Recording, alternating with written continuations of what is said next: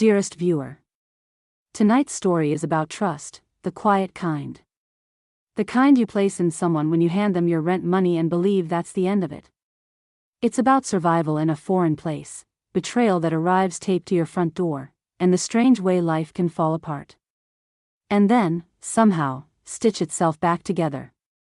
So get comfortable, because this one starts with a room found on Craigslist, and ends with a reminder that kindness can still show up when you least expect it. Let me tell you this story. The original poster, let's call her Amy, was living with a roommate in her mid-70s. The lease was under the roommate's name only. Amy found the room on Craigslist because it was the only place she could afford. She's from another country, carrying debt from moving here, just trying to stay afloat.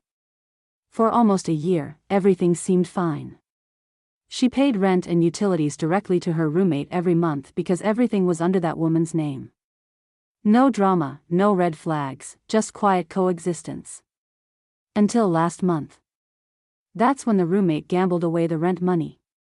But Amy didn't panic, because the roommate casually mentioned she'd borrowed money from her son. Problem solved, right? Wrong. One day, Amy comes home and finds a notice from the sheriff's department on the door. 5 days to vacate. 5 days. She confronts her roommate, asking what on earth is going on, and that's when everything spills out. The loan from the son? Gambled away too. And it turns out this wasn't the first time. The rent from the month before that? Gone. And the money Amy had just handed over for this month? Also gone. Here's the part that hits hardest. There had been a 30-day eviction notice, there had been a court hearing. And Amy was never told about any of it. No one showed up to the hearing. The judgment automatically went to the landlord. And now the clock was ticking. The roommate? She had a plan. She was moving in with a friend. Amy, on the other hand, knew no one. And here's the cruel irony, she had already planned to move out at the end of the month. 2 more paychecks and she would have been free. She'd even found a new room. All it required was $1,000 to move in.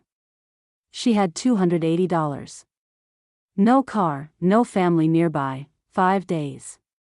She contacted the police, hoping someone would intervene, but was told it was a civil matter.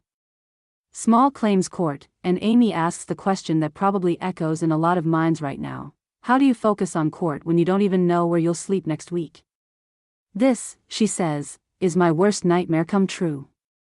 And of course, the internet had thoughts. One commenter pointed out, evictions don't happen in a month. This has been going on a long time. Amy replied honestly, yeah. I think I was being used. Another asked if the landlord even knew Amy was living there, suggesting illegal subletting. Amy's response? At this point, nothing would surprise me anymore. When asked about location, Amy shared she was still unfamiliar with the area, still trying to find her footing in a place that didn't feel like home yet. 18 days later, there was an update. This is where the story turns. Amy confirms what we already feared, she became homeless, for the first time in her life.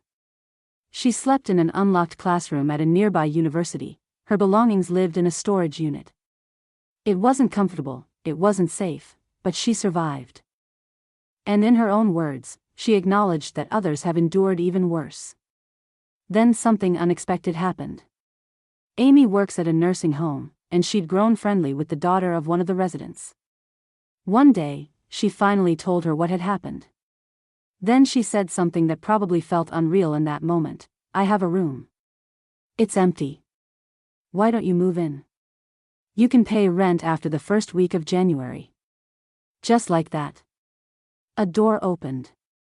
Not only did she offer the room, she made Amy dinner. Helped her move what little she owned. Clothes, a laptop, that's it. Amy writes that she was stunned. She truly believed homelessness would last far longer. But instead, she found safety, relief, a home. Here are some important comments. One commenter summed it up perfectly, from homeless to housed, that's a huge win. Amy replied, saying how unbelievably grateful she was to have made it through. Another wrote, "Good people do exist. I'm glad you're safe." Amy admitted this experience restored some of her faith in humanity.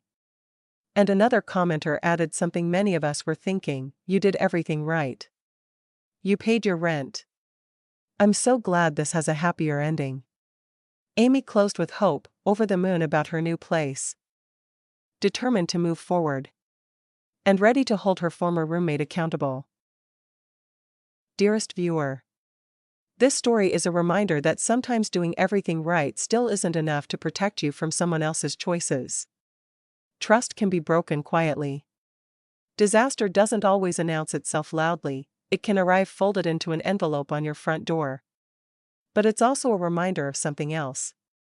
That kindness doesn't always come from institutions or systems.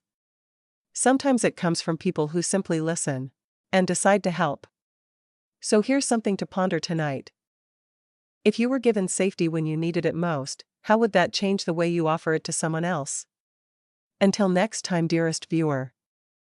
This is Miss G, signing off.